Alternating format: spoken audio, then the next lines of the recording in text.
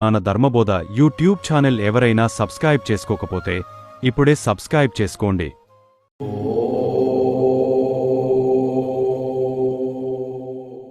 తిరుమల కొండపైన దాగి ఉన్న దైవ రహస్యాలు.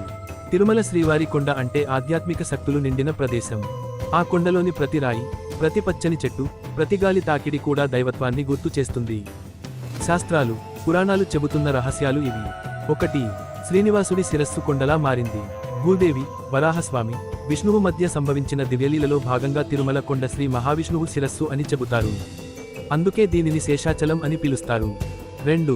శ్రీ వరాహస్వామి ప్రథమాధిపత్యం. తిరుమలలో ముందు వరాహస్వామికి పూజ చేయకపోతే వెంకటేశ్వరుడి దర్శనం పూర్తి కాదని శాస్త్రం చెబుతుంది. ఇది దాగి ఉన్న గొప్ప రహస్యం. 3. ఆనంద నిలయం, శిలలోని రహస్య గుహ. తిరుమలలోని గర్భగుడి వెనుక భాగంలో రహస్య గుహలు ఉన్నాయని, అవి పాతాళంలోకి దారి తీస్తాయని పౌరాణికంగా చెబుతారు.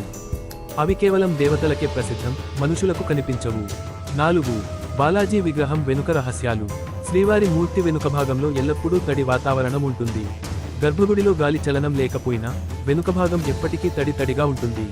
స్వామివారి శ్రీవిగ్రహం వెనుక చిన్న చెవులు, జుట్టు పెరుగుతున్నట్లు కనిపిస్తాయని చెబుతారు. 5. పాడే శిలలు. తిరుమల కొండపై కొన్ని రాళ్లను కొడితే ఘంటానాదం లాంటి శబ్దం వస్తుంది. వాటిని సప్తగిరుల నాదశిలలు అంటారు. ఇది అక్కడి దేవశక్తి నిరూపణ. 6. అక్షయ దీపం. శ్రీవారి ఆలయంలో వెలిగే దీపం ఎప్పుడూ ఆరిపోదు అని నమ్మకం. ఇది నిత్యం స్వయంగా వెలుగుతూనే ఉంటుంది. దీని రహస్యం ఎవరికీ అర్థం కాలేదు. 7. తిరుమల పక్షులు. గర్భగుడి లోపల ఎప్పుడూ గరుత్మంతుడు, గరుడ పక్షి, స్వామి చుట్టూ తిరుగుతాడని పౌరాణిక విశ్వాసం. బయట కూడా అనేక పక్షులు ఈ కొండపై నుంచి ఎప్పటికీ దూరం కావు. 8. కేశవరి మహిమ. భక్తులు కేశాన్ని సమర్పించే ఆచారం వెనుక కూడా రహస్యం ఉంది. ఇది మన అహంకారం, మన పాపాలు అన్నీ సమర్పించి స్వామికి అర్పణ అనే భావన. 9. తిరుమల నదులు. అలిపిరి నుంచి పైకొండ వరకు వచ్చే అక్షగంగా, పాపవినాశిని వంటి తీర్థాలు ఎప్పటికీ ఎండవు. వర్షాలు లేకున్నా వాటిలో నీరు కొనసాగుతూనే ఉంటుంది. 10. శబ్దరహస్యాలు.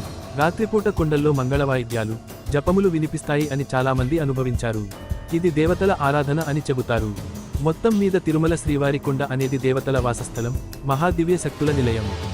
అక్కడి రహస్యాలను మనుషుల జ్ఞానంతో పూర్తిగా తెలుసుకోవడం అసాధ్యం.